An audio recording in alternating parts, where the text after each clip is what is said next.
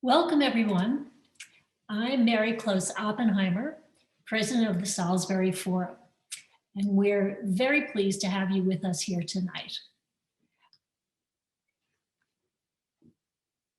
For those of you who aren't familiar with the forum, we're based in the town of Salisbury in the northwest corner of the state of Connecticut. We host nationally recognized speakers in free public forums. To learn about upcoming events, please go to our homepage and join our email list. You can also follow us on Facebook. If you or your friends miss one of our talks, videos will be available within a day or two after the event. So you can just go again onto our website and look under videos. You can also watch some of our previous talks there as well. Please save April 23rd in your calendar for a talk by Jerry Sauls. He's a longtime art critic for New York Magazine, and he's very knowledgeable about art, but he's also quite a funny and irreverent speaker. His topic is going to be Art Today, the good, the bad, and the very bad. So I hope you'll join us on April 23rd. We're always open to having our audience give us speaker suggestions. So if you hear of someone that's a terrific speaker or know of a topic that we might be interested in, please don't hesitate to send us an email. You can send it through our website, and we're happy to consider anything that anyone that people suggest. Since our talks are free, we're very grateful for any donations we get, and you can do a donation easily by going again to our website, clicking on the PayPal donate button, or just mail us a check. We're always happy to receive those as well. Now, we'd particularly like to thank Houlihan Lawrence real estate broker Andrew Gates tonight for his sponsorship, which has in part enabled tonight's forum, to happen. So thank you, Andrew, for your generosity. We'll have a Q&A period at the end of the talk. So click on the Q&A icon at the bottom of center of your screen to type in any questions you may have, and then I'll be reading them to Bonnie during the Q&A period. Since we'd like to know a little bit about how you've come to join us tonight, a brief poll will pop up in between Bonnie's talk and the Q&A period. And so we're grateful if you would be willing to answer the poll questions. So you've probably seen a lot in the news this week about the first meeting under the Biden administration between the US and Chinese diplomats. It just ended a couple of hours ago. We're delighted to have Bonnie Glaser here with us tonight, since there could not be a better time to learn more about our important and complex relationship. Her interest in China began in college and continued during grad school with courses in political science, international economics, and Chinese studies. Her career began as a consultant for various US government agencies, including the Department of Defense and the Department of State.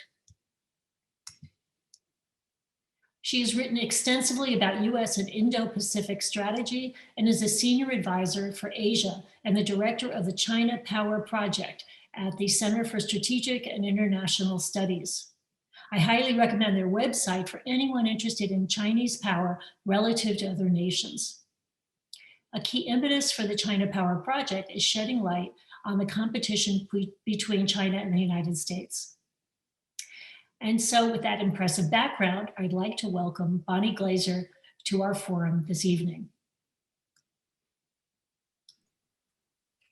Well, thank you so much for having me, Mary. It's really a privilege to be talking to the Salisbury Forum tonight. And it really is a coincidence that this talk is taking place after the very first engagement at high levels between US and Chinese officials.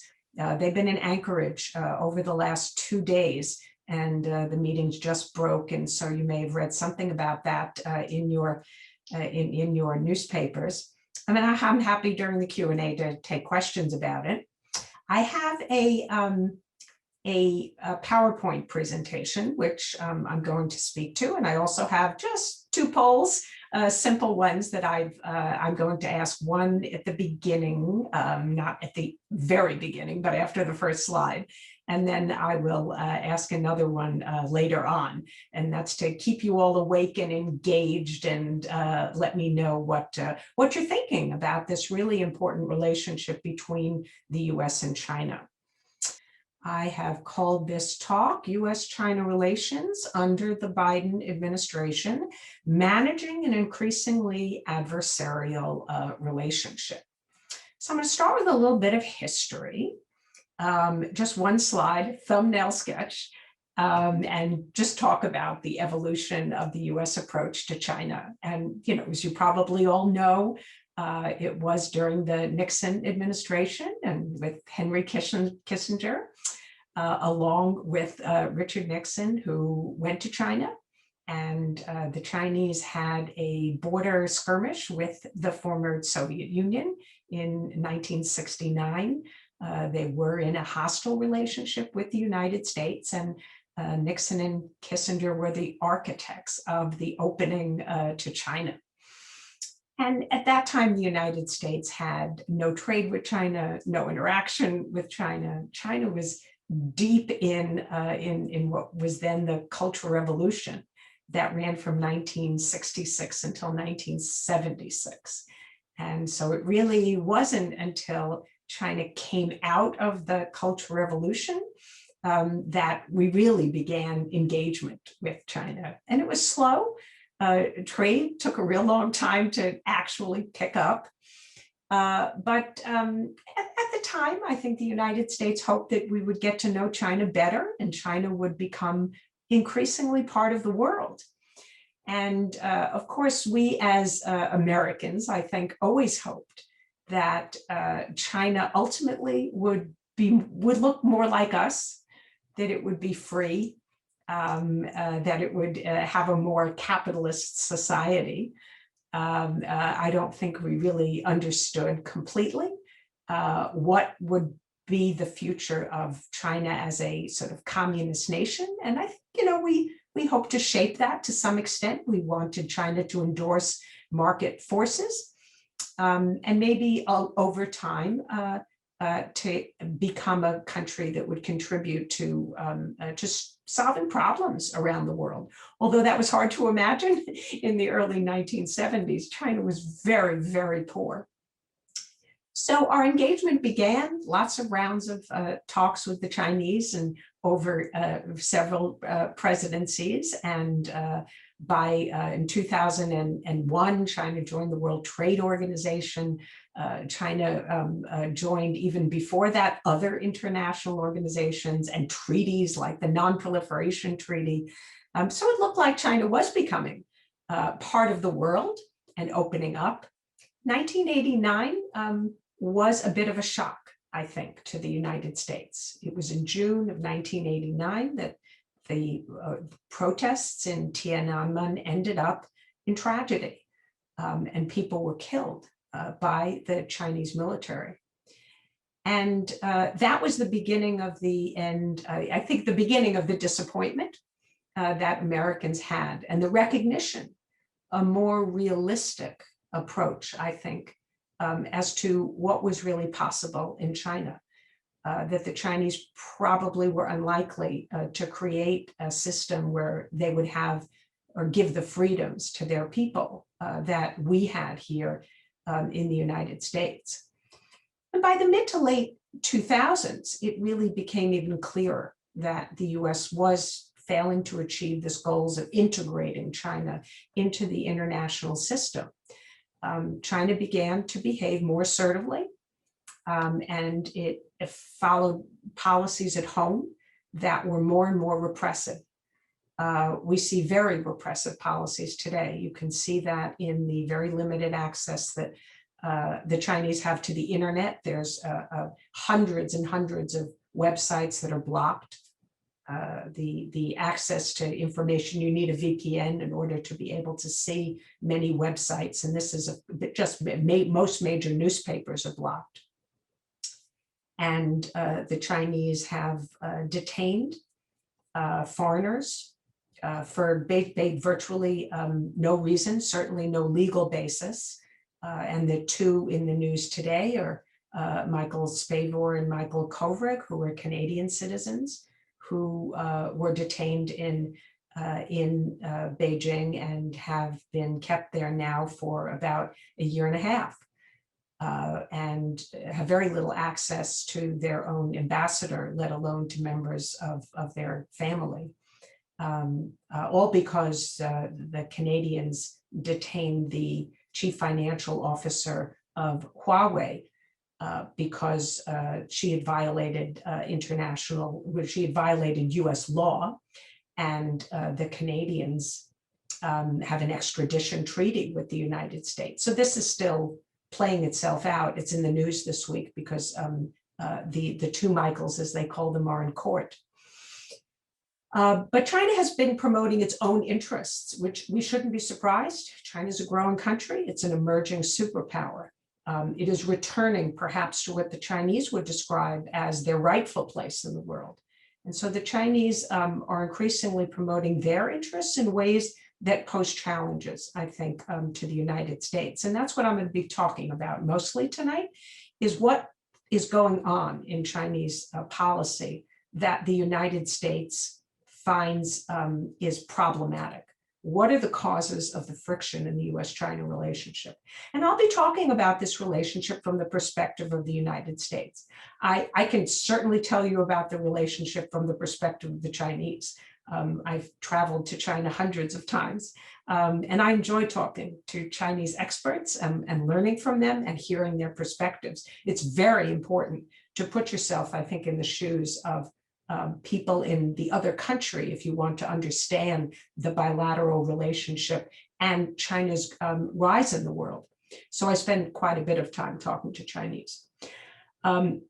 So if you have questions about that, I can answer that later. But this trend really is accelerated under Xi Jinping. He has reversed economic reforms. As I said, he's implemented autocratic policies domestically, including putting we believe, over 1 million people in internment camps, the Uyghurs in Xinjiang. He's promoted changes in the regional and international orders, and pursued policies that I'll be talking about that are aimed at eroding America's power and position in the world.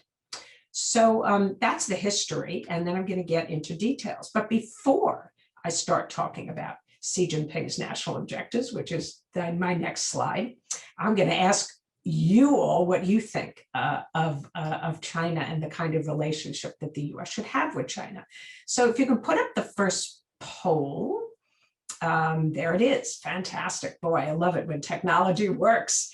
Should the United States view China primarily as an enemy, a rival, a competitor, or a partner? Now, I know you want to pick more than one, but I want to know, which one do you think is the most important one?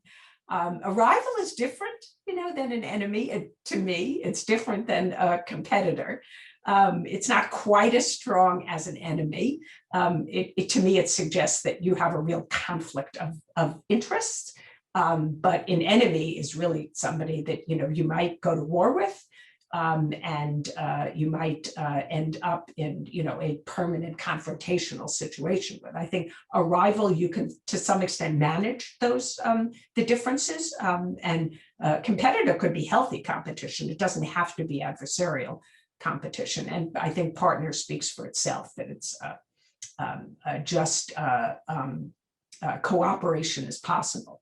So can we see the results? 6% say enemy, 43% rival, 36% say competitor, and 15% partner.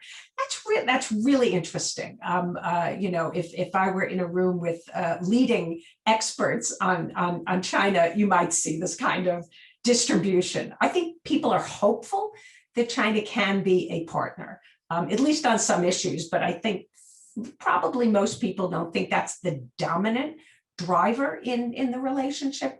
And so probably, rival and competitor are probably the most, I think the majority would see it that way. So I'm going to talk a little bit now about some of the problems in the US-China relationship. And the problems did not begin under Xi Jinping. Xi Jinping came to power late in 2012 when he became General Secretary of the Communist Party. 2013, he became president.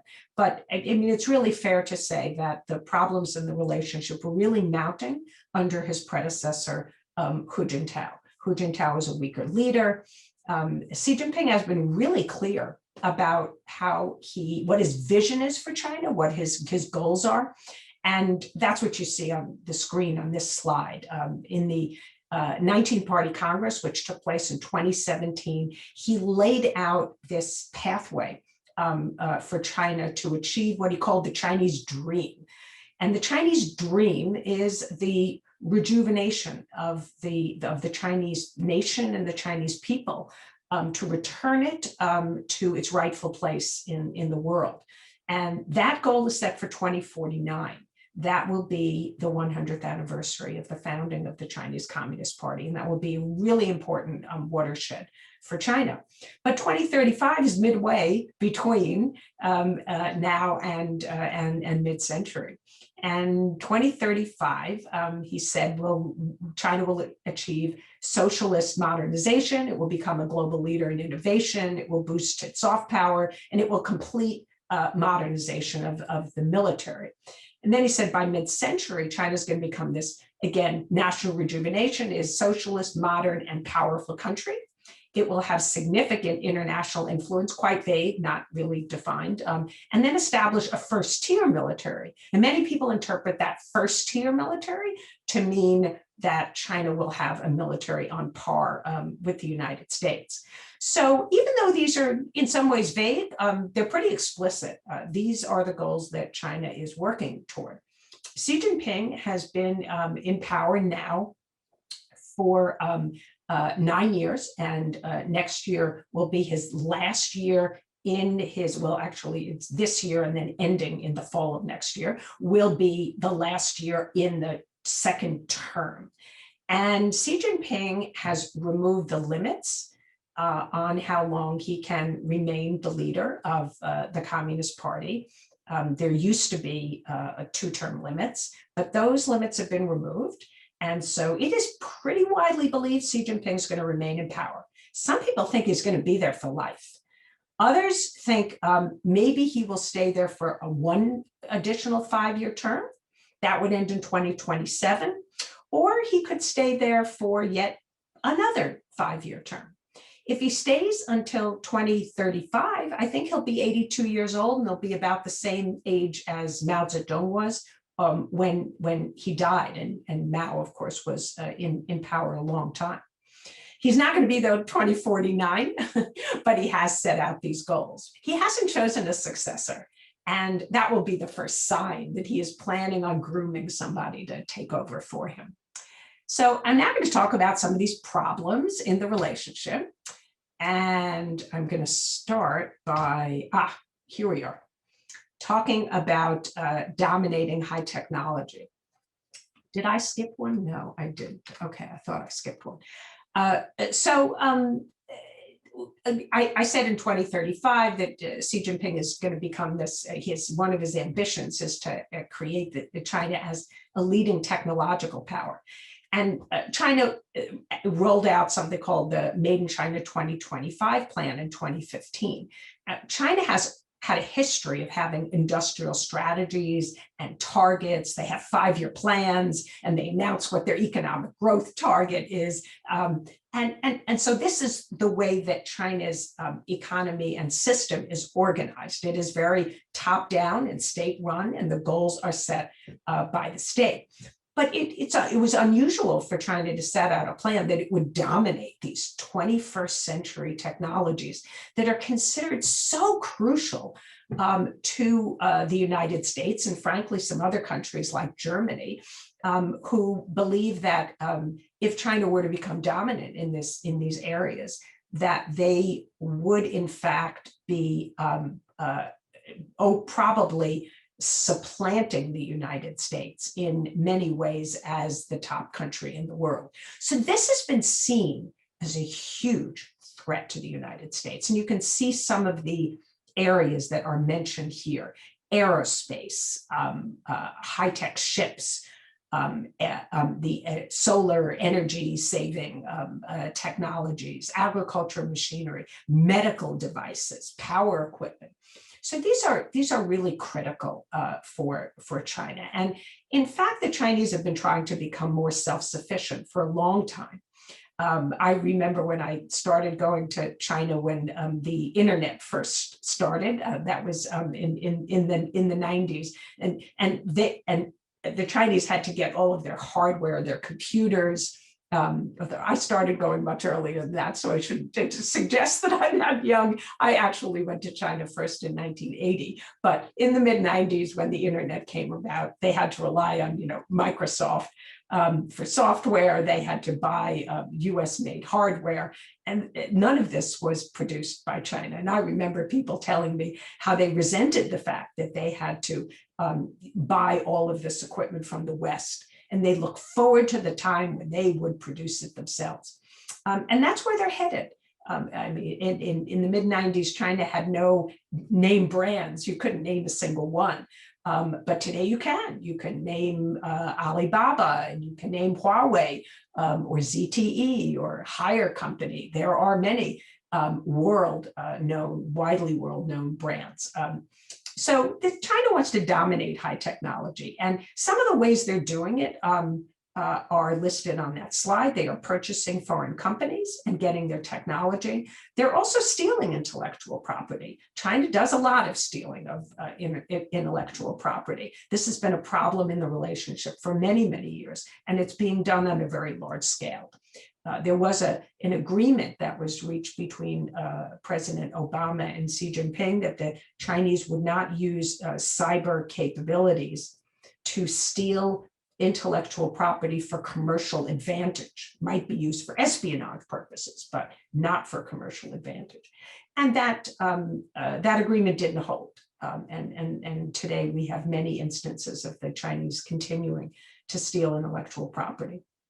They have the 1,000 Talents plan is just one of many that's to attract people from overseas to come to China. Many of them are Chinese, former Chinese citizens or ethnic Chinese who the Chinese hope will contribute to the growth of what they see as their mother country, even if they are citizens of another country. And then there's a strategy called civil military fusion, which is essentially to very smoothly transfer technology from the civilian sector to military sectors, to capabilities in advanced military capabilities.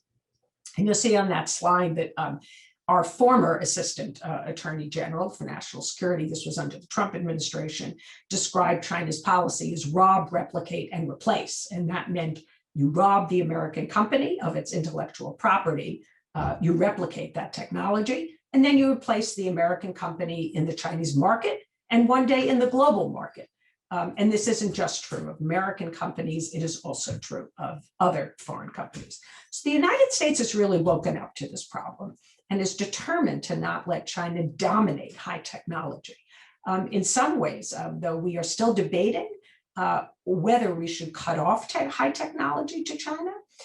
Should we only do this in areas that pertain to national security, like medical equipment, rare earth minerals, areas like our telecommunications, where we don't want to rely on China for some of the equipment that would go into our telecommunications and 5G networks.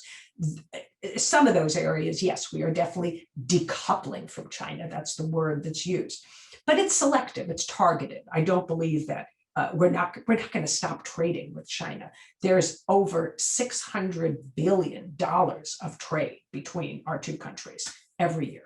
So that is just not in the cards. But we are very worried about China overtaking the United States in some areas of high technology. They're throwing a lot of money at the problem. They've made it a very high priority. So next, we're going to talk a little bit about military issues. And I love maps, so I have to show you this map of what's called the first and second island chain. So if you're sitting in China and you're looking eastward, what you see is you see Japan, you see Korea, you see Taiwan, you see the Philippines, and what you see is a lot of US bases that are US surrounded by, and the US has no bases on Taiwan, so I wasn't meaning to apply that, but we certainly have. We have a treaty with the Philippines, we have a mutual defense treaty again with Japan, and we have a lot of bases, of course, in Japan. We no longer have bases in the Philippines, but we do have some access arrangements. And so the Chinese feel sort of hemmed in. Look at all that geography that they face. If Navy ships would have a tough time maybe getting out in a conflict. So China really wants to control those waters. If there were to be some crisis, they want to be able to prevent US ships and aircraft from entering into those spaces that are close to China. And we used to think that they wanted to keep the US out of the first island chain, and now their capabilities have evolved to the point where they're trying to keep us out of some parts of the second island chain. So you see on that slide, the South China Sea, the East China Sea, those are what China calls, basically its inner seas. These are considered to be, part of China, where they want to keep other countries out if possible. They don't claim them to be territorial waters, but the South China Sea, they have vast claims on the maritime space that are not legal under the Convention on the Law of the Sea, but the Chinese continue to claim a great deal of that water space. The Yellow Sea is another sea that China basically considers to be part of its internal, not territorial waters, but its inner seas. So this is important because the Chinese are developing a lot of capabilities to put at risk US forces. So if we want to come to the defense of Japan, which we have an alliance relationship, or with the Philippines, if China is threatening Japan, we want to have the capability to get our forces there and to be able to maneuver in a way that we can fulfill the commitments and obligations that we have under these treaties. And China is increasingly making this very difficult, very costly for the United States. So as a result, we now have a review going on under Secretary Austin, who is conducting a global posture review to figure out how we will reposture our forces through dispersal and other means, so that we can have the ability to survive a Chinese strike and to attack in a crisis. So the military part of the military dynamic in the US-China relationship is very zero-sum. US wants to be able to get as close to China as possible, and the Chinese want to push us back as far as possible. This is just a slide I like to use to demonstrate about Chinese missiles and how rapidly they've grown. China has the largest arsenal of ground-based missiles in the world, and you can just see in 1996 in the top left, they had this very small number of very short-range missiles. And then the number of short-range missiles grew in 2003, and then by 2010, and then by 2017, you can just see the range got much bigger and the numbers got much bigger. And this only goes to 2017. But the critical thing in that bottom right slide is that they now have larger numbers that can actually reach Guam, which of course is US territory in the Pacific. So they have tremendous capability. So what about the South China Sea? What's at stake there? The Chinese have built these islands, which you may have read about. There's a picture on there of Fiery Cross Reef. Fiery Cross used to be this teeny tiny reef, and you probably could have a few people stand on it. It wasn't submerged, it was above water, so it was considered to be basically a rock or high tide elevation in legal terms. And the Chinese decided to dredge sand, and they started doing this in 2014 and 2015, and they built 3 islands, huge islands, that destroyed the environment. lots of these underground reefs where the fish you would feed, and these huge clams that were harvested by the Chinese. They would sell them for like $1,000 a piece. And they were all harvested before they blew up the reef and started dredging sand. It was an environmental nightmare. But the Chinese built these 3 very big, what we now consider to be military outposts. They each have very long landing strips, runways, and they have other capabilities that can be used in wartime. But, you know, people say, God, they're so far away from the United States. Why do we really care? But we do. We care about the safety of commercial shipping. There's about $3.4 trillion in annual trade that goes through those waters. They go to particularly not only to China, which really cares about this, but Japan. Japan is very dependent on trade, and especially for energy, because it has to import energy. We care about freedom of navigation for military vessels. And China has signaled in some ways that it is expanding its claim over some maritime spaces it doesn't have the right to control. And that is a threat to freedom of navigation. The United States cares about smaller countries having the right to resources. And under the Convention on the Law of the Sea, any country within its 200 nautical mile exclusive economic zone has exclusive right to fish, oil, and gas. And China is harassing these countries and preventing them from developing their rightful energy and fishing in their exclusive economic zones. We care about the rule-based order in international law. There was a ruling in July of 2016 that basically found that China has no leg to stand on, no legal basis. And you can see in that map, there's this red line here. We call this the 9-dash line, or the cow's tongue. And this line here is China's claim. The other colors are the claimants' colors. So you can see this is the Philippines, and then we have Malaysia, and then there's also over here is Vietnam, has a very big claim.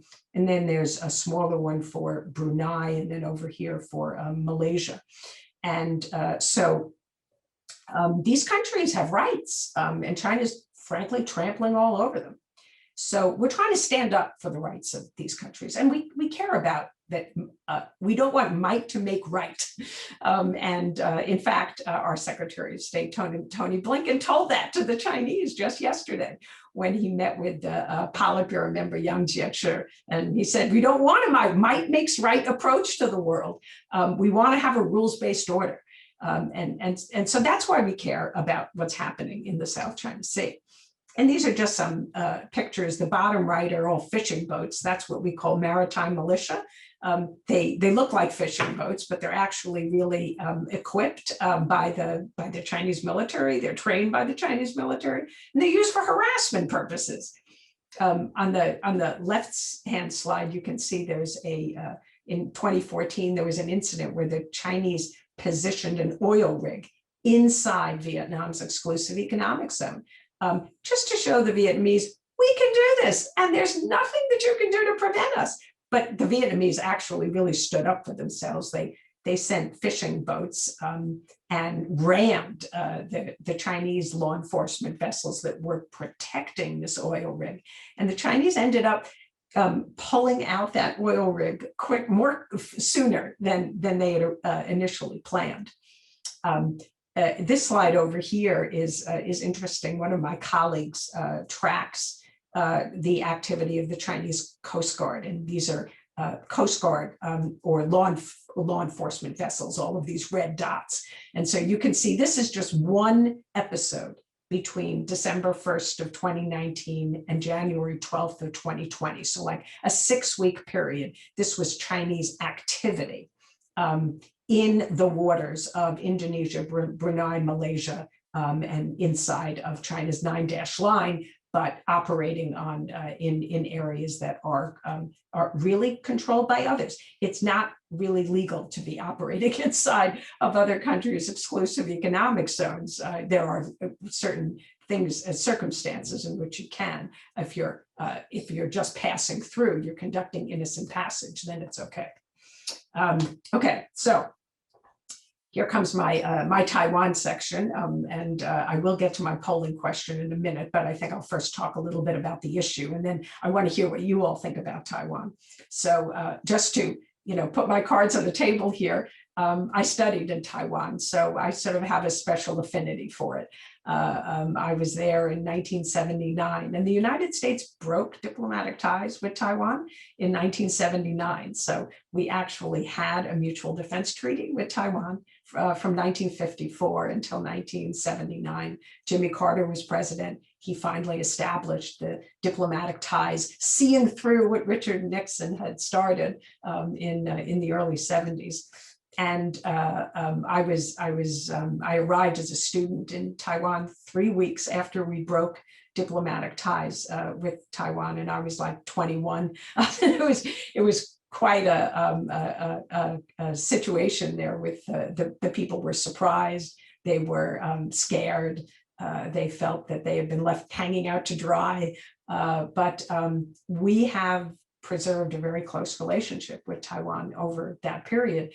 Taiwan then was under martial law and a fairly autocratic government, certainly authoritarian. And now, beginning in the late 1980s, Taiwan became a democracy. Taiwan claims itself as an independent sovereign state. We, the US, do not recognize that Taiwan is sovereign. We say that's left over from history. We're not really sure. Japan gave up when it was defeated in the war, it gave up its right for sovereignty, its claim over Taiwan, but it didn't say who it transferred the sovereignty to. And so the United States says this is unsettled. Of course, China claims it has sovereignty. They claim it's a province of China. So this is important, not only because Taiwan is democracy. This is the issue we could go to war over. I don't think there's any other. I just don't think that the US and China are going to go to war over those little islands in the South China Sea. If they're going to go to war, it's going to be over something serious. It's going to be over Taiwan.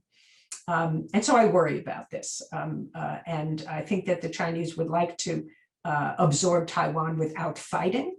But the situation is precarious because the people in Taiwan increasingly don't want to be part of the mainland. They just want to be independent. And the polls show that. And so this is something to watch going forward. I just thought I'd put one slide here that there's been this increase in military intimidation of Taiwan virtually every day. The Chinese are sending aircraft into their air defense identification zone and occasionally across this median line. This median line was set up in like the 1940s by the United States, never recognized really by China. But tacitly, the Chinese have stayed on one side. And only when they want to punish Taiwan now, they began crossing it in March of 2019. And before that, for 20 years, their military aircraft had not deliberately crossed that median line. So they're doing this increasingly frequently. And every time that they cross that line, the Taiwan side scrambles its aircraft. And there's always a danger, of course, of accident when that kind of scramble happens. The Chinese just really want to prevent Taiwan, I think, from going independent. And Xi Jinping gave a speech in January of 29. I have a quote there on the screen that says, our country must be reunified and will surely be reunified. And he said reunification is critical to the rejuvenation of the Chinese nation in the new era. And some people have interpreted that as a deadline for 2049. They can't have their Chinese dream realized unless they, in fact, take over Taiwan. So with China now having exerted greater control over Hong Kong, undermined autonomy in Hong Kong, eroded the one country, two systems there, we can talk about that. Some people believe, Taiwan is the next target. And so this is quite worrisome. And I raise this as what is truly the most dangerous issue in the US-China relationship. So before I go on, here comes my second polling question, which is about Taiwan. So if you can put that up. will wake everyone up. Okay. This is actually a polling question that Americans, general writ large, are sometimes asked, like by Pew or the Chicago Council on Global Affairs. So I'm always interested in what people say about this. If China used force against Taiwan, should the United States send its military to defend Taiwan? And so I have to say, we're not obligated. We don't have a treaty. We have something called the Taiwan Relations Act. We are obligated to sell weapons to Taiwan, defensive weapons. We don't have any obligation under a treaty to come to Taiwan's defense. It would be up to the president and perhaps the Congress at the time, depending on the circumstances. So we have a policy of what we call strategic ambiguity. We don't say in advance what we're going to do. And we have ambiguity because we want to keep China guessing. We want China to be deterred, but we also don't want to say that we will certainly defend Taiwan, because in fact, we don't know whether we would under all circumstances, and because we don't want to provoke a Chinese attack. If we're perfectly clear, we might actually provoke China to attack. But this is what we call dual deterrence. We also want to deter Taiwan from declaring independence. What if we say we'll be there under all circumstances to defend Taiwan, and then Taiwan decides, oh, well, the US is going to defend us, so let's just declare independence today. And so I think, there have been at least one president previously in Taiwan who was pretty provocative. But the president today is not. So, that's so cool, 67%, wonderful. I was so worried that the majority was going to say no. I did not include in my presentation what the general public thinks, but it's about 42%. It's inched up a little bit, but the majority of Americans say no. So I'm glad the majority of you said yes, but I completely understand why the 33% said no. And there's no right or wrong here. Okay, next slide. So we will go on from Taiwan to talk about economic statecraft. The Chinese, they started calling this economic statecraft. So they use carrots and sticks to try and influence the policies of other countries. So you might have heard of the Belt and Road, or the One Belt, One Road, and it started in 2013. This is Xi Jinping's signature policy, and it has a lot of different goals. There's layers of the Belt and Road. The Chinese want to make money. They want their firms to get in. They want to set standards. They want to be able to sell their surveillance equipment that companies like some of them, the Chinese companies, have developed, which have been used very effectively in Xinjiang, and they've been marketing those. But then I think the best way to describe it is that they just want to enhance the dependence of other countries around China, so that all roads lead to China, and countries are economically dependent on China. Now, it is true that the centerpiece of this One Belt, One Road is infrastructure and connectivity, and there is a huge demand throughout the world for improved infrastructure and connectivity, especially in the Indo-Pacific. And so, China is filling a need. And to the extent that they are building useful things, high-speed rail, if it is needed by a country, or modernizing a port, then I don't think there's really any room to criticize what they're doing, assuming that the country can afford it. There's been a real issue about creating debt in some of these countries. But it has led countries to become more reliant on China. And I worry about the implications of that dependency spreading around the world. There's the potential they gain more access to military bases. The Chinese now have one military base in the world other than in China, and it's in Djibouti. There's some concern that they're building one now in Cambodia, but I don't know, 10 years from now, there could be other Chinese military bases around the world. And the US worries about that. It would enable China to project its power more effectively. So what's the other side of economic statecraft? Well, it's coercion. And This has really taken off. Started in, there was one episode in 2008 where there were these pro-Tibetan protesters that were disrupting the Olympic torchbearer. That was the first time that the Beijing held the Olympics. And the Chinese boycotted the French supermarket Carrefour. So that was like economics, but it wasn't trade. But it was a wake-up call, I think, for the French. And then in Norway, in 2010, the Nobel Prize Committee awarded the Nobel Peace Prize to Liu Xiaobo, who was a very well-known dissident at the time.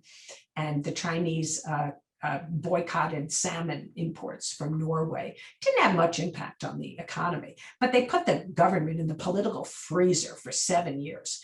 And Norway was just dying to normalize their relations. They finally did. China sort of wrote a statement in, I'm trying to remember what year it was. I think it was probably around 2014, or no, it was after that, 2017, where basically it said Norway, will respect China's interests. And never, never harm China, damage China again. And so Norway repented, and so as a result, they now have normalized their relationship. But over time, the Chinese decided this is a good thing to do because they're not facing any costs at all. So in 2010, they blocked rare earth exports to Japan and the Philippines. There was a confrontation in 2012 at a very small reef called Scarborough Shoal in the South China Sea. And the Chinese decided to block tropical fruit imports and cut tourists. You can see the whole list there. The latest actually is the biggest that has ever happened, and that's Australia. And the Australians started to irritate the Chinese way back in 2017 because the Australians didn't like the political interference going on in their politics and their society. And then the Australians said, we don't want to have Huawei in our 5G country, in our 5G network. And then the worst came. I believe it was last year, when the Australians called for an investigation into the origins of COVID-19. And I think the Chinese Communist Party viewed that as an unacceptable threat to its legitimacy. And as a result, the Chinese are now banning about 12 different products from Australia. So that has been the most, the broadest number of targeted products so far. And the Chinese also issued 14 demands of what the Australians had to do in order to get to normalize the relationship. And the Australians have been standing very firm. Okay, so I'm going to talk very briefly about this. I wanted to mention that China was at one time supporting UN sanctions on North Korea, but it has eased off on its sanctions enforcement. This map shows you that there are vessels that are owned by the Chinese that facilitate the transfer of illegal cargo shipments. These usually take place within Chinese territorial waters. The DPRK, that should actually say exports of coal and imports of oil. They banned, the UN has banned the exports of coal, but the Chinese facilitate those violations. That's a problem in the US-China relationship. We don't want the Chinese to be helping North Korea to resist the pressure that the UN is putting on North Korea, which is aimed at trying to get them to give up their nuclear weapons or cap their nuclear weapons, find a pathway to prevent that, the inventory from continuing to expand. This is a big issue, and I'll just touch on it briefly, but it came up in the opening remarks by Tony Blinken, our Secretary of State, yesterday in Anchorage. He talked about how the Chinese are taking actions that are threatening the international order. And there are many ways that the Chinese are doing this. And I think that the best example is its definition of human rights. The Chinese have been in the Human Rights Council at the UN, where under the Trump administration, the US withdrew. And the Chinese have become very influential in the Human Rights Council, and they're promoting their own interpretations of human rights, emphasizing it's about economic development. If you have enough food and clothing, that's your human rights. They emphasize non-interference in internal affairs. They don't believe in any universal definition of human rights or any accountability. And that has been a serious problem, I think, from the perspective of the West, that China is really trying to undermine our concepts of universal human rights and freedoms. Internet governance, I talked a little bit about how they're blocking the access to content within borders, and they've emphasized the idea of state sovereignty in the internet. This is also a big problem. We are moving towards a world in which there will be a cyber policy in which the internet is controlled by the state, and countries like China and other authoritarian countries will want that. And then I think the Western democratic countries are just going to have their own internet, and I really believe that bifurcation is coming. The left-hand side really talks about the parallel institutions that China has created. They haven't all been problematic. But the really interesting one is the Asian Infrastructure Investment Bank, which I think China really wanted to roll out and use to show that they had a different model of lending and development, because they have a very different approach to development than the West has. And I really thought they would use the AIIB to sort of challenge the international norms of lending in places like the World Bank and the IMF and Japan's Asian Development Bank. But so many Western countries signed up that I think China's hands were tied, and they really couldn't use it for the purposes that I think they originally intended. So the AIIB has not been the problem that the United States feared it was going to be, nor has the BRICS New Development Bank, or even the Shanghai Cooperation Organization, which focuses more on extremism and terrorism. So this has the potential to be problematic down the road if China decides that it doesn't like the existing institutions and it creates more of its own. But China is trying to undermine democracy. Let's be very clear that China is telling the world that democracy has failed, that its system has succeeded and ours has failed. And they talk about how the East is rising and the West is declining. China is moving toward, they say, the center stage. In other words, it's toward its goal of becoming this great superpower. And so they are undermining democracy around the world these days. And I'm going to talk a little bit about political disinformation and how they do that. But first, this is just a few pictures. You probably all know China is exporting its authoritarian technologies. And you can see pictures of its surveillance cameras, and there's a map showing you where Chinese technology is being purchased and deployed, and how much demand there is for that technology around the world. Of course, there's also many countries that have US and Chinese technology, and so you can see that on the map. But Xi Jinping did say at that Party Congress that I mentioned earlier in 2017, he said China's path of development provides a new option for other countries and nations who want to speed up their development while preserving their independence. And this has led many people to think that China is really trying to export its model to other countries. The US-China relationship is not, the central part of the competition is not ideology. But we cannot deny that there is this ideological component there. China is a socialist country, and it is pushing some of its, at least, capabilities, if not parts of its model, abroad. With the US and the Soviet Union, I mean, ideology was absolutely front and center. So it's not the same, but there is an ideological component. And if that ideological component expands, then we're going to have a very, very contentious and dangerous competition between the two countries. So far, it's more technology, it's certainly economic, it is diplomatic, we are vying for the hearts and minds of other countries around the world, and it is military. but it's only at the sort of the nascent beginning and ideology. So I think I just have 2 more slides. This is about disinformation. The Chinese continue to tell the world that the United States started the pandemic. I don't know if you've heard this story, but the last time I was in China was October of 2019.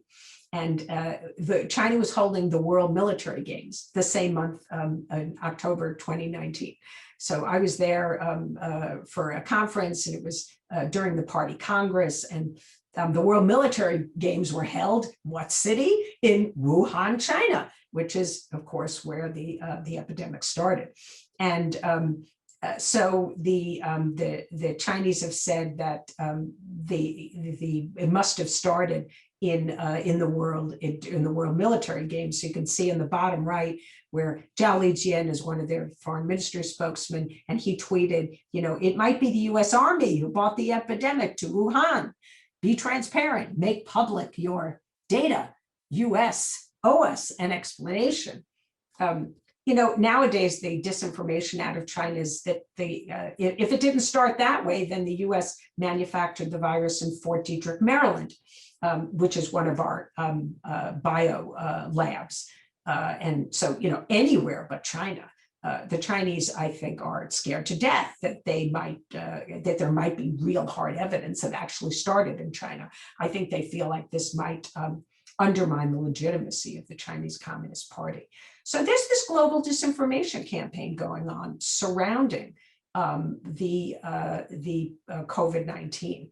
The Chinese are telling the world that our vaccines are not effective, that they're dangerous. They want the United States to be mired in this pandemic forever. And I'm sure that we have some Americans who see some of this disinformation and say, oh God, 3 people took the vaccine and had an allergic reaction to it.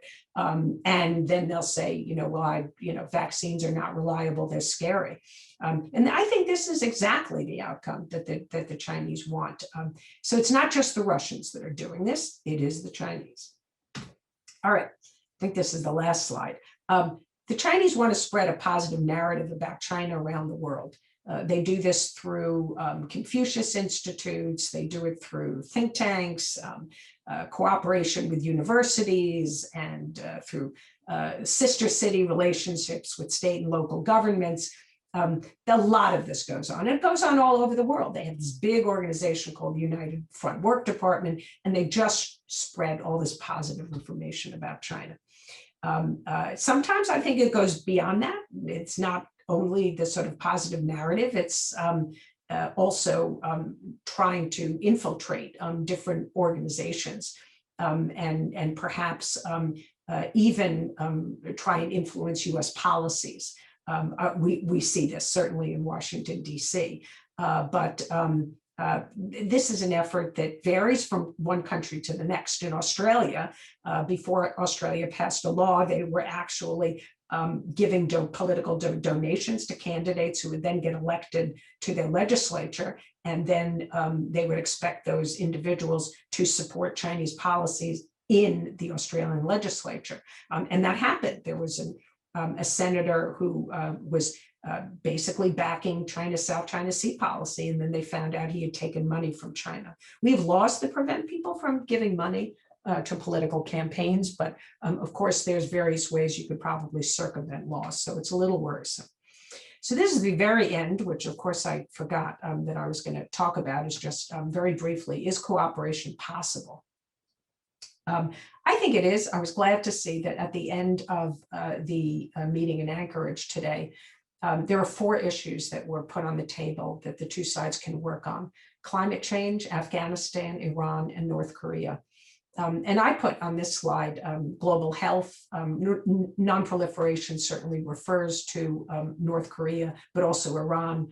I put on this slide global health because I think there's still, it seems like a no-brainer. We should be helping each other manufacture and distribute vaccines, but it's going to be tough. And what you see is, whether it's in climate change or global health and non-proliferation, we have a history of working together. We work together with China on climate change under the Obama administration. We worked together with China when there was the Ebola outbreak in West Africa under the Obama administration. And we have a long history of at least some cooperation with China on North Korea and Iran. So these are areas where we could cooperate. So I would say that cooperation is possible and desirable where our interests converge. I guess I did have one more slide. Maybe I'll just go through this really quickly since I want to get to questions, see what time it is. I've already hit 1 hour. I was just going to talk briefly about what the differences are between the Biden and the Trump administration. And, you know, both the Biden administration continues this strategic competition. We have a strategic competition with China. The main focus is technology. We're protecting US interests. We want to push back against harmful Chinese policies. We have tough positions on the South China Sea, the East China Sea, and Taiwan. We have a very similar trade agenda that the Trump administration had in its first year. FOIP, which is FOIP, stands for Free and Open Indo-Pacific. We're continuing to use this phrase. This was actually created by the Trump administration. Usually new administrations come in and they want a new language, but you know, they've decided to stick with this. We're also working on strengthening the Quad, which is Japan, Australia, India, and the United States, and doing things together in order to counterbalance China and to show that China's policies can cause countries to forge a coalition to protect their interests. The discontinuities are, you know, we're focusing on rejuvenating America under Biden. We're going to make America strong again. We're going to push back on this pandemic. We're going to rejuvenate our economy. We're going to strengthen our alliances. We've rejoined the World Health Organization, the UN Human Rights Council.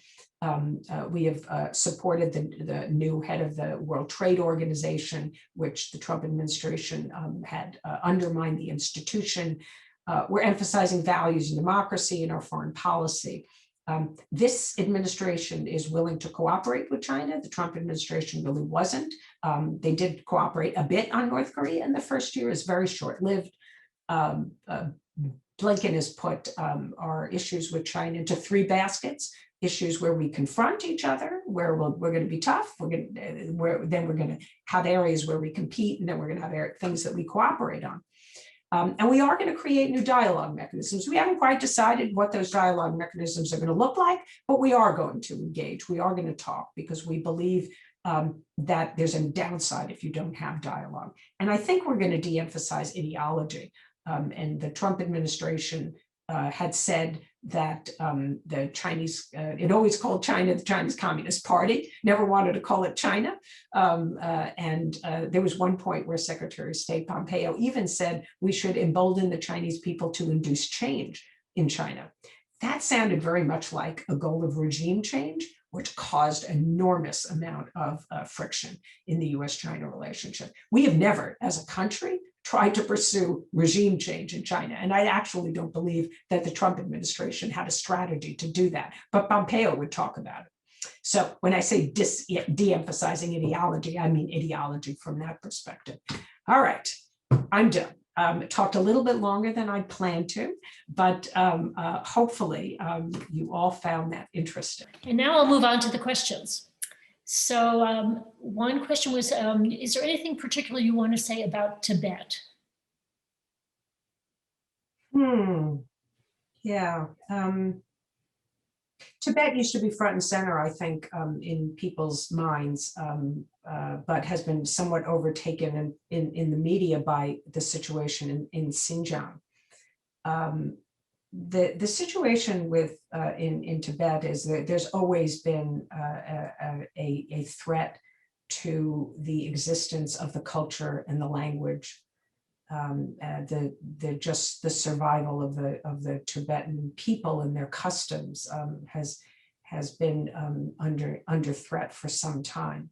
But the bigger concern that I have is that the Dalai Lama himself is not young, seems to be in good health, although he's episodically had some health problems. And when the Panchen Lama died, the Chinese decided to choose the new Panchen Lama rather than allow the Tibetans to decide themselves. And so there is a high expectation that when the Dalai Lama dies, that could happen anytime, even though he does seem to be in good health, that the Chinese will decide who will be the next Dalai Lama. And the process, there's a very traditional process to choose the next Dalai Lama. It takes a couple of years because they choose the child. They look for children who have some special qualities, and then there's a test that they give the child. And it's a series of tests. And they believe that they can identify where the Dalai Lama has reincarnated in what child. But it can't be done when a child is like 2 months old, right? So I think it usually is at least when the child is about, I'm guessing here, it's about 2 years old. And so there's really concern that there could be unrest and instability in Tibet when the Dalai Lama dies. If the Chinese decide to choose the successor and the Tibetans won't accept that person, it could really end up in protests and bloodshed. So I worry. Okay, thank you. How does Russia view the rise of China? Are they as worried about China's ambitions as the US and other Asian nations? It's a great question. I think that the Chinese have concern about China being so powerful and being right on their border. But in the interim period, or for the time being, the Russians see that cooperation with China is very much in their interests. And particularly since the invasion of Crimea, the Russians have been subject to sanctions by the West, and they have been forced to rely more on China. And they sell a great deal now of their energy to China. They continue to sell military weapons, some weapons to China. And we have seen more and more cooperation between China and Russia, because there's one thing that those two countries agree on, and that is that the clout and power of the United States should be weakened. They do not want to see the Western-led international order set up largely by the United States after World War II continue. The Russians would like to completely overthrow, I think, the existing international order. The Chinese, at a minimum, would like to make adjustments. But the Chinese have benefited more than any other country since the post-World War II liberal international order, in that they've become the second largest economy in the world. So I think the Chinese are more ambivalent than the Russians are. The Russians don't want to be a junior partner to China. Xi Jinping is really smart in treating Vladimir Putin with respect and dignity. Never treats Russia as if it is a declining power, even though that's China's judgment, and they are right. It is in many ways a declining power. There's the potential for the two countries to have friction in some areas. Central Asia is an area that is in Russia's security sphere. But China has made great strides in becoming the most important trading partner and economic partner of every country in Central Asia. But again, it's been careful not to trample on Russian interests. And so we see more and more cooperation between China and Russia. Just the other day, they said they're going to cooperate more in space. So I think this is a relationship that is developing. It's not going to be an alliance. It will never return to what it was in the 1950s and 60s. But there is, even short of an alliance, it is what I would call an entente. And there is an alignment of interests. And there are many things that Russia could do along with China that would be harmful to American interests. Thanks. Any comments about how difficult it is to work with China due to its huge holding of debt? I always caveat these things by saying I'm not an economist. You can't be an expert on everything.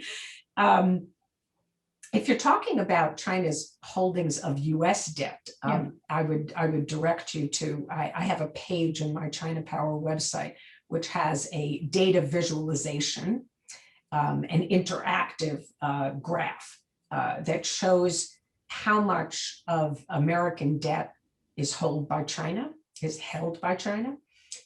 The largest holder of American debt is Americans. So, you know, we buy our treasuries and we hold the vast majority of debt. I think that, if I'm not mistaken, it's about 17% of our debt that China holds and about 17% that Japan holds. Japan's holdings have gone up a little because China has gone down a little bit. So I think actually now Japan may be the #1 foreign country that holds American debt. The Chinese probably are not going to just dump that debt. They're not going to try to just sell it all. I think that would probably send the American economy into a tailspin. It would reverberate in the global economy and it would hurt China. And if the Chinese sold, let's say, half of it, then it would drive down the value of the other half that they kept. And you know, the truth is, when China has sold some debt, which occasionally it has done so, it is that our treasuries are, this is the safest investment in the world. And so usually there's other people who want to buy them, including Americans and other countries. So I don't think we have to be too worried about China dumping American debt. We have to worry about other things that China is trying to do. China needs to put a lot of it has a lot of money. It needs to park it somewhere. And American treasuries are the safest investment around. Thanks. Do you think the US can work with China to curtail the military rule in Myanmar? You know, it's interesting now that you mentioned Myanmar, because the 4 issues that came out of the discussion in Anchorage where the US could cooperate with China on, Myanmar wasn't on that list. But I had heard from US officials before the Anchorage meeting that they intended to raise Myanmar with the Chinese. So that suggests that there is no meeting of the minds on that issue, which is unfortunate. The Chinese are in a very, very precarious position there because they had very close ties with Aung San Suu Kyi. And they don't have actually very good ties with the military for historical reasons, but they want to have good relations with whomever is in power, right, in Myanmar. So they will try to work with whoever is there. They don't support the bloodshed. They don't want instability in Myanmar. They want to be able to get the things they need, like rare earths, from Myanmar. They want to continue to ensure that the country is stable and continues to develop economically. So the situation there is not in China's interest. If you're interested in more, I'm going to take an opportunity for 10 seconds to plug my podcast. I have a podcast that's called China Power, and I did a terrific interview with Derek Mitchell, who was our former ambassador to Myanmar, also somebody who was my former colleague at CSIS where I work. So I did a half-hour podcast with him on China's interests and role in Myanmar. So you're welcome to listen to my podcast, which you can find on my website or Apple or Spotify or wherever you listen to your podcast. Okay. Now another, well, the way this question is phrased is, you have not mentioned the potential for conflict with Russia over water, et cetera, nor India. But I think, you know, from what I understand, water is an issue throughout Southeast Asia, and especially as you have the glaciers evaporating, where so many people are dependent on the water, this runoff from the melting glaciers for fresh water.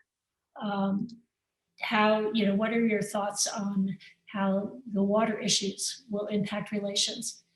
Right. Well, of course, I didn't mention it because my presentation was about US-China relations, and we don't have water issues between our two countries. Nevertheless, between China and its neighbors, water is a huge issue.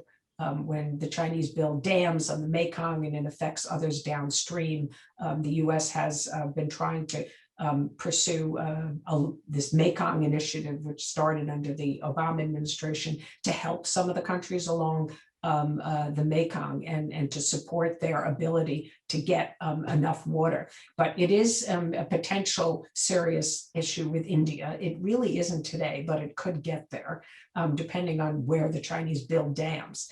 But it's already a big issue with, like, Laos and Cambodia, and as you said, Mary, Southeast Asia. Yeah. Okay. Are you optimistic that we can get China to work with us on global climate change initiatives? That's a really important question. I think that China's climate change commitments for the Paris Agreement were fairly minimal. It was fairly easy for China to meet them. Xi Jinping came out in September last year at the UN, and he said China will become carbon neutral by 2060. The United States and the EU have said they will become carbon neutral by 2050. So not a huge gap, but it's good that China has a goal. If they're going to get there, they better start now. So they have an incentive to be seen by the world as a responsible country. And climate change is the biggest barometer of whether or not China is going to actually step up and provide public goods and solve problems. Vaccine diplomacy is pretty easy for China. Climate change is going to be a lot harder. They got to give up coal. And so I think that because they have made these public commitments, that they will move in that direction. It's a social issue in China. Air pollution certainly is a huge social issue. I don't know if any of you happen to look at pictures in China during last week. They were holding and are still holding the National People's Congress, and they had this terrible inversion. So they had a lot of pollution, and then they had a sandstorm. And God, the pictures just looked like you're taking this yellow film and put it over the buildings. It just looks so unhealthy. And I know people who've lived there, would walk around with 3M masks before the pandemic started, just because it would affect your lungs if you were outdoors for long periods of time. So I think it is a serious problem. I think at the end of the day, we'll get some cooperation from China. I doubt we'll get what we really hope for in terms of serious commitments to reduce over a very quick period of time emissions. And then there's another problem, and that is that in the Belt and Road Initiative, they're building these coal-fired plants in developing countries around the world. So they're creating emissions outside of China, and they haven't made any commitments about that. So that's another problem we have to deal with. Okay, would you comment on the difficult relation between the mainland and Hong Kong? And I'll just throw in, does the US have any role to play in that? Well, Hong Kong was returned to China in 1997, and it was able to exert a great deal of control over Hong Kong through this new national security legislation.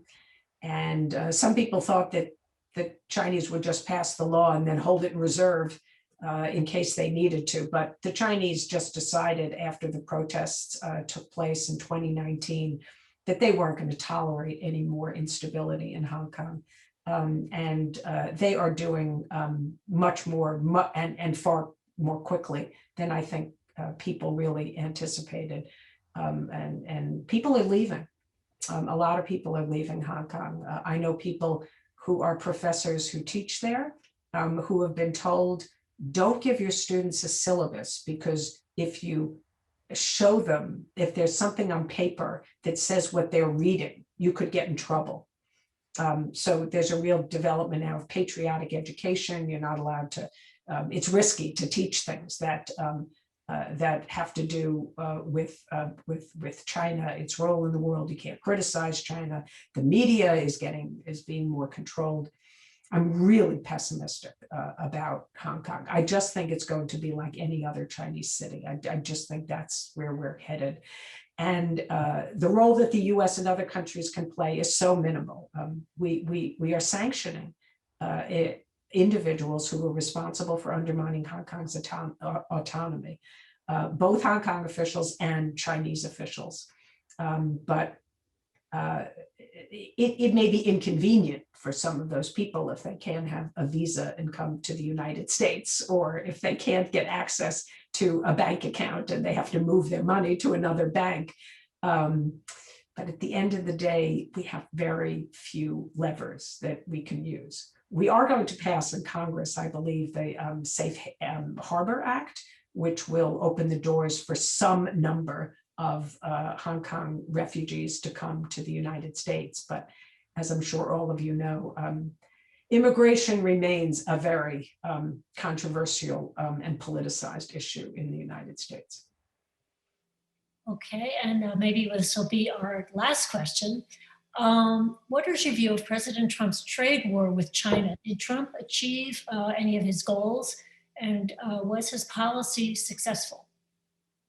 I think President Trump personally, what he really wanted to achieve most was narrowing the bilateral trade deficit with China. So importing less and exporting more. At the end of the day, in part because of COVID-19, our bilateral trade deficit with China widened, right? So that's failure number one. The tariffs that have been imposed, I'm sorry, despite Trump's claim that China's paid for the tariffs, it was Americans that paid for those tariffs. It harmed American farmers. It's harmed other, Americans who were doing business with China. Now that the tariffs are in place, I don't think that the Biden administration is eager to lift them. It wants to use them as some kind of leverage because they hurt China too in some ways. So it wants to use them as part of a larger negotiation with China. And so it may provide some leverage to help us to get China to do some of the things that it wants. But the broader agenda for trade that Trump had at the beginning was abandoned. Not because the Trump administration didn't want to achieve the goals, but because the lengthy agreement that was written up between the two people went to China to be signed. The Politburo Standing Committee, the highest grouping of leaders that is headed by Xi Jinping, met, and they rejected the agreement. I think the United States was absolutely astonished. We thought that after all those negotiations, surely Xi Jinping we already had his buy-in, but it turned out we didn't. And then we agreed to go back to the drawing board, start negotiations over, but just define very, very narrowly what we would do with China. And that became what's the phase one trade deal. And China committed to buying an enormous amount of American goods. They could never have reached that number. But I think it was, trying to remember, 40% of the goal maybe was reached in the first year. Can't remember exactly what that number is, but it's a 2-year deal. So by the time we get to the end of 2021, that will be the end of the second year. China will not meet those targets. And then we'll have to decide what we're doing next, or maybe we'll decide before then what we're doing next. But the new US Trade Representative publicly said during her confirmation hearings that we expect in the Biden administration that China will buy these products. So we're waiting. And it's soybeans, it's LNG, it's lots of things that they have committed to buy, some of which, of course, during COVID-19 is made more difficult. But I think we're going to try to hold their feet to the fire. Okay. Well, I don't, it's almost 9 o'clock. Is there anything else you want to say in closing? I just want you all to have a great evening and a nice weekend. I want to thank you all for coming to listen to my talk. I hope you'll remain engaged in international affairs and follow the US-China relationship. It is the most consequential relationship of our time. and will probably shape the 21st century. Well, thank you so much. We really appreciate you sharing your expertise with us. It's been terrific having you here with us.